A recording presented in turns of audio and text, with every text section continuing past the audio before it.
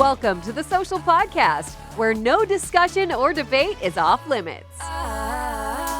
This is a big story. Jimmy Fallon is currently under fire after hosting a very controversial guest on The Tonight Show. So the guest was Fox News host and right-wing satirist Greg Gutfeld. So he is known for his kind of edgy comedy style. He's also known for making a lot of really controversial comments. Here's one for you, suggesting that conservatives should reclaim the word Nazi.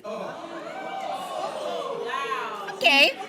Well, the interview with Fallon, it did not get into politics at all, but viewers were less than impressed that he actually even had Gutfeld on his show in the first place. Conservative comedian, the guy himself, Gutfeld, he even got flack from his own audience. Why did you show up on Fallon's show? So both ways getting flack. So should Fallon have had this guy on his show? It's interesting. I feel like many of you in this audience, I'd never heard of this guy before today. So I did a little bit of research on him and I watched a couple of things and I thought if this is what conservatives think is funny, it explains a lot in life. Not funny at all, in my opinion. But here's where I'll go with what we don't know what we don't know. Jimmy, we work in television. Jimmy Fallon may very well have been told, listen, you're having this guy on the show. Yeah. And we've done that. We've had, do I have to remind anyone? We had Dr. Oz sitting right here on this panel at one point in time. It was before he got into politics, but we've done some stuff, so it can happen. So I just wonder how much say he might have had. Well, the only thing I will say, though, is that there was a way to have this guy on the show and still maybe ask him some pointed questions, and he didn't do that. Yeah, I was thinking, but is Fallon even capable of that, though, asking those types of questions?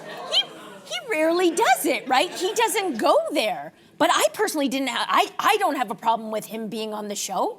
I think I'd have a bigger problem with him not being on the show, in fact. Why? Yeah. Why? Well, answer why shouldn't he have been on the show? Because he represents a certain kind of brand that isn't necessarily Jimmy Fallon's brand. And Jimmy Fallon also previously has been taken to task. He had Trump on the show a while ago, and people really were like, you softballed him. You were the part of the reason why he got into power because he was ruffling his hair. You're not the right person to have this kind of a person. What if he was on, I don't know, maybe I'm being nostalgic about talk shows, and it feels like talk show hosts used to have a lot more liberty to poke their guests, to make fun of their guests, to challenge them, to joke at their guests. So I guess what I'm trying to say is I wish Jimmy would have done that, or that there was a talk show late night platform that still kind of did that thing. Oh, they exist. Do they? Wait.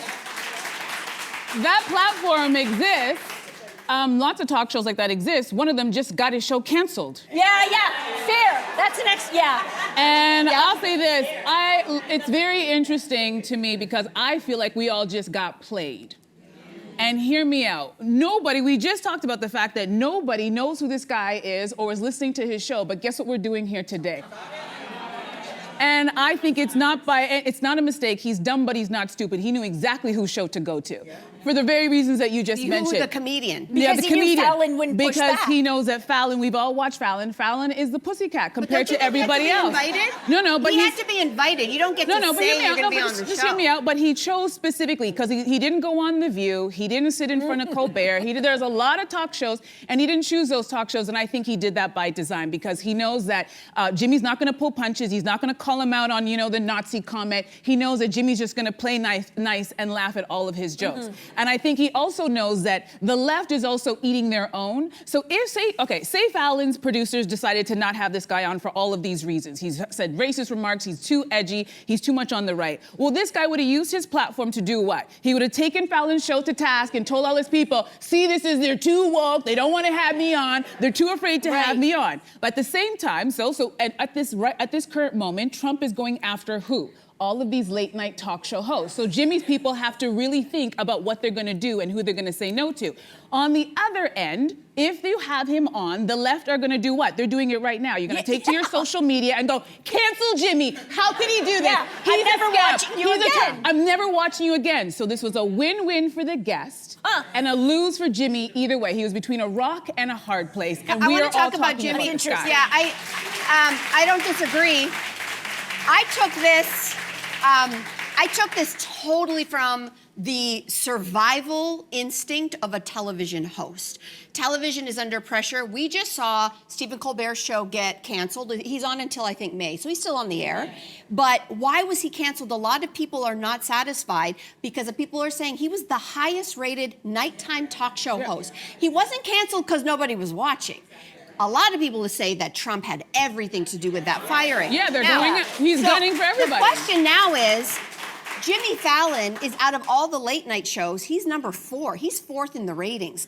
So to me, this is purely a business move. I don't think that Gutfeld's people went to Fallon and said, hey, can our guy be on your show? I actually think Fallon's team went out and asked Gutfeld to be on the show. I'll tell you why. I'm curious. Hold on, I gotta finish making my go point. for it. Yeah, go for it. Follow the numbers. I don't think that just because Jimmy Fallon is not a political host, that this wasn't a political move. I think that in 2025, with Trump as president, everything that has to do with business that he can control, all the way to firing late night show hosts, means all the business decisions now are political. Even if Fallon has been a sort of a jokey, he's a goofy guy. Yeah. He doesn't get political. But if your actual existence is up for grabs right now, he doesn't just worry about paying his bills. He's got a huge... It takes 60 people to do this show, which means how many people is he feeding just to do the Jimmy Fallon show? I don't disagree So with you. I think when you look at ratings alone, he's number 4. He gets 1.7 million average nightly viewers. Guess how much this Gutfeld guy gets on his show? 3.3 million a night. He is tripling. He triples Fallon's ratings. It's actually better for Fallon to invite this guy on than vice versa. No. I think, wait, you just made a point, but I think the problem is Fallon just invited his own replacement. Because if I'm the executive and we're talking money, I go, Jimmy's been here for how many years? Jimmy's been here for how many years? And he's got 1.7. This guy's on and he gets 3.3. Well, you know what, Jimmy, we had this guy on, we looked at him, we liked him. You know what, this could be the end of Jimmy and maybe Gutfeld, who wants, all of these people on YouTube want to be on legitimate television. He's on Fox News. I don't know who this guy is, so I don't know this guy. Just to wrap this up, he has a show on Fox. So immediately after I watched the clip of Jimmy Fallon having this guy on the show, I thought I'm going to watch this guy's show after it. And the caption was, thanks for Jimmy putting me on this. It was a risk for him or something like that. He said it took guts for Fallon to have him on because he knew the left would come for him. So he initially was sort of saying, okay, whatever. Where he went on Fallon and basically the two of them hung out and talked about beer and drinking and nothing political and whatever. The reverse one of the after show was completely political and completely talking about the culture wars and completely, so you're right, there is an agenda here. The agenda is this. Trump was on the news last week and this is what he said. On August the 6th, President Trump said, Fallon has no talent. Kimmel has no talent. They're next. They're going to go. Yeah. Whoa. So the rock and the hard place that I was talking about. Yeah. Listen, I think it's very easy for people to say you should fight back or whatever the word is. When you have to worry about helping people feed their families, you're going to make different decisions. And he's a boss. Mm-hmm. And I'm not saying I'm a fan. I don't watch his show. And maybe he's great. But I do have, everything is political in the age of Trump, even if you're not political. You know what I'd love the left to learn how to do? Ignore. There are a bunch of school teachers in here, right? Yeah. What do you do when you have a student who's constantly making noise looking for attention? You ignore them. Yeah. You don't give them more attention. I wish we would learn how to do that. Yeah. Instead of getting goaded into it and giving this guy, Gutfeld, whatever his name is, more airtime. Because we're playing right into their hand. Saying. Keep an eye on your DMs for this guy. No, for that guy. What's his name? Whatever I don't know. His name is. Gutfeld.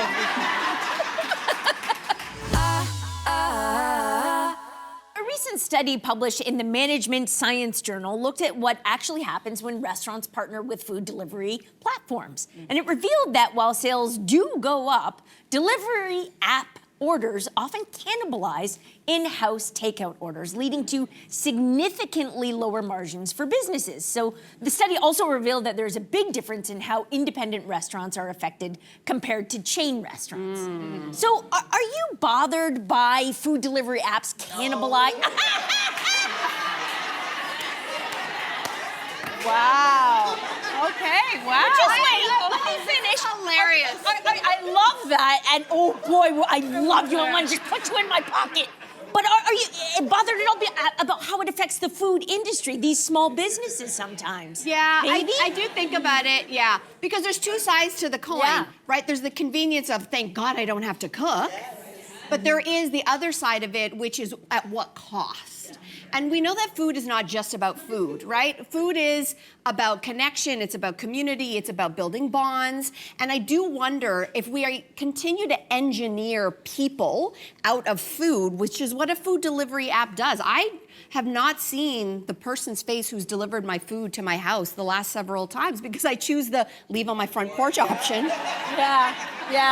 But I am also trying to protect my peace, but also we have actually engineered humans out of the food chain, which there is a cost to that. But I'm gonna call myself out. I think I'm part of the problem. When I'm driving home and it's a big, crazy day, and I'm like, oh my gosh, Ryan's breakfast guy, but mom is dinner.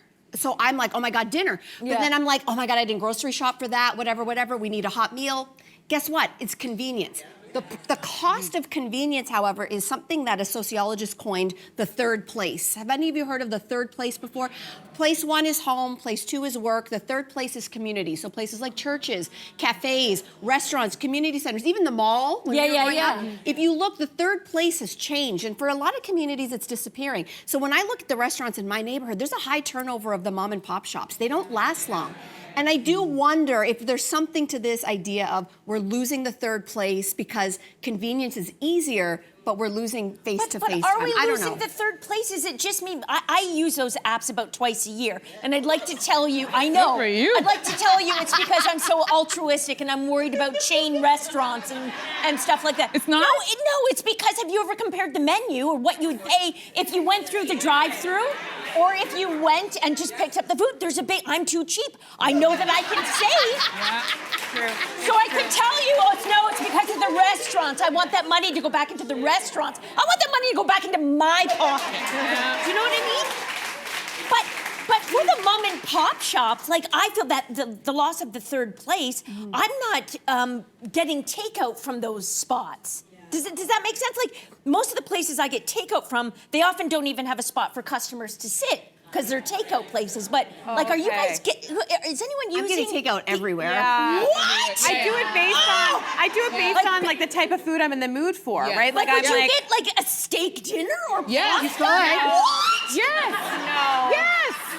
Yes. I haven't done that. It's the convenience of it. In a cardboard box?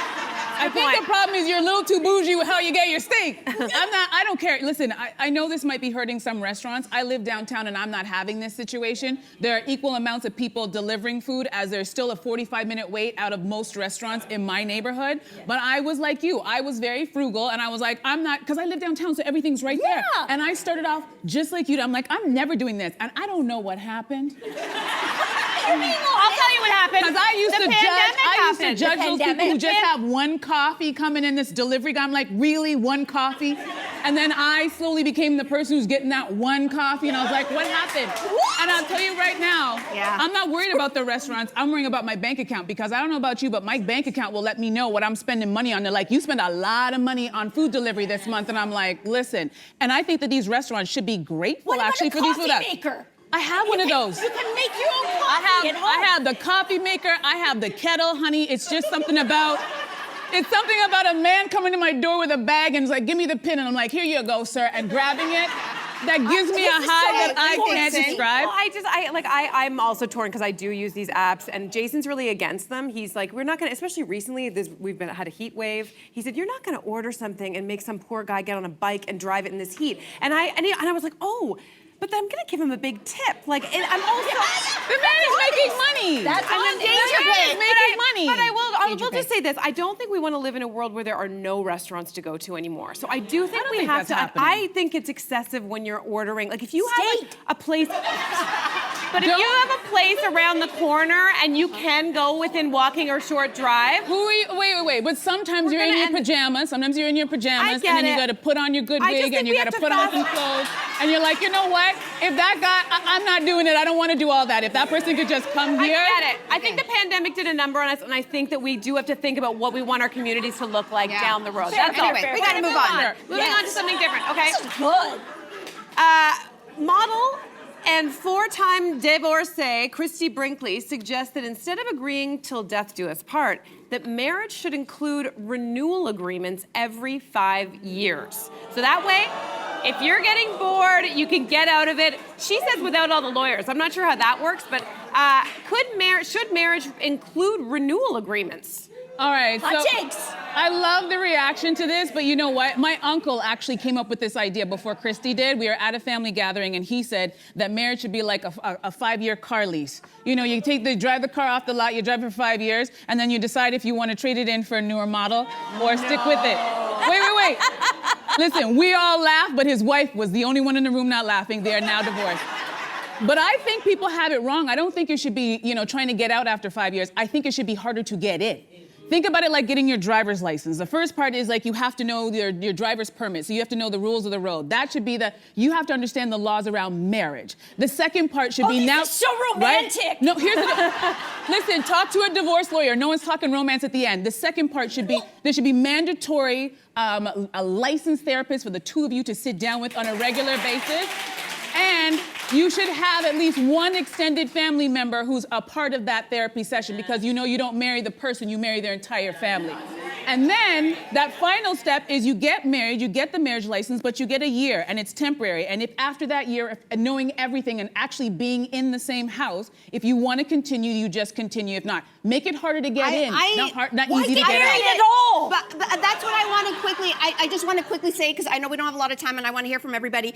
I think that people think that the institution of marriage is the issue. If you cannot abide by those rules and you're starting marriage with an out clause, then you should probably rethink getting married in the first place. I don't think it's for you. I don't know. I feel like it could. I hear what you're saying, but I feel like it actually could enforce people to actually think every 5 years. Are we still happy? Are we still committed to one another? Because a lot of times relationships can just end up just people grow apart.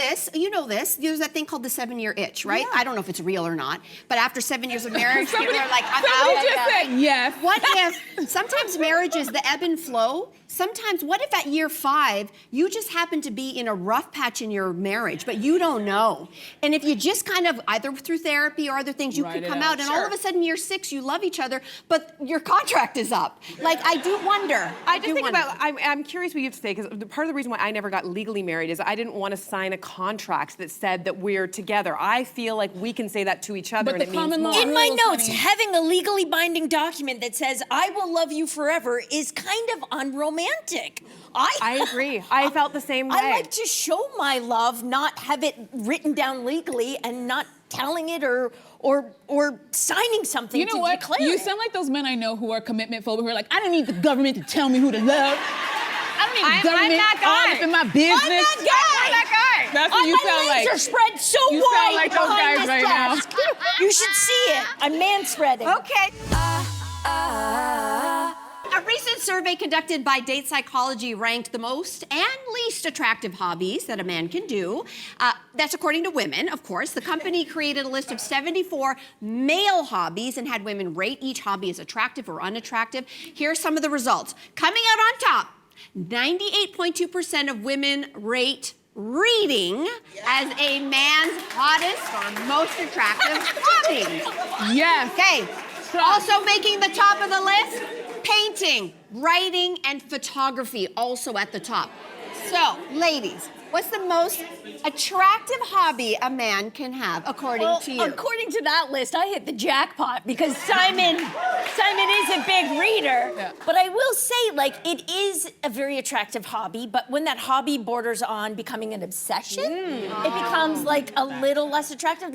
We're eventually gonna maybe have to get our floors reinforced because of the weight of the books. Wow. So that's why, then woodworking or, construction would be incredibly You could have attractive. a whole new wing on your house. Gotcha. Nice. Yeah. What about you, Sid? I mean, well, throughout our almost 25-year relationship, Jason has taken on so many hobbies I can't even count. He's taken up piano playing, guitar playing, sewing, printmaking. Sounds like me during the pandemic. Magic, exactly. That was me during the pandemic. I'm kidding you not. And lately, it's been tarot reading. That's been his latest one, and I love it. He's always so interesting. He's a real he's a quiet guy. Well-rounded. He's well-rounded. But I will say, there's a tiny part of me that resents it. Why?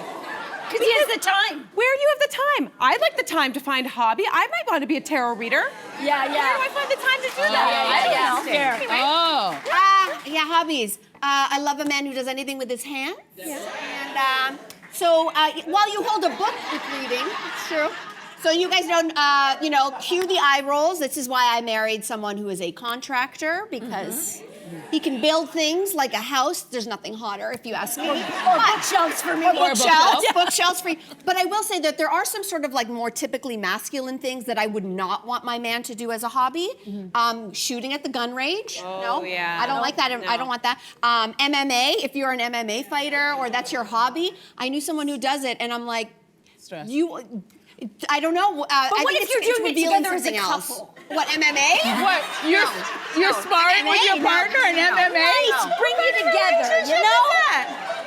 You're taking blows to the head. Listen, No. I will say this. I'm going to be biased because I started playing tennis and now it's my whole personality. So I would like a guy who likes to play tennis. Yeah. But I agree with the #1 spot on this list because my girlfriend who's a bibliophile, she's like, you know what? People are asking the wrong questions on dates. Forget about their astrological sign. Forget about how many siblings they have. Ask them about what book they just read. She goes, and you will find out everything you need to know. Because first you might be surprised that a lot of people are like, read a book. I haven't read a book. I don't know. Not since high school have I read a book.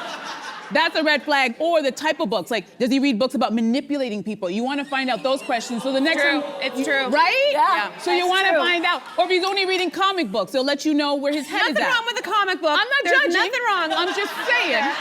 You'll know where his head is at. I'm just saying yes, but my husband doesn't read, and we've been married almost 17 years, so it doesn't have to be. The quality of men out here are different, Maybe Melissa. so. Yeah, you're right. Trust me, girl. We need Fair some enough. readers. Yeah, fair enough. Subscribe to the Social Podcast so you don't miss a fiery debate. Until next time, socialites.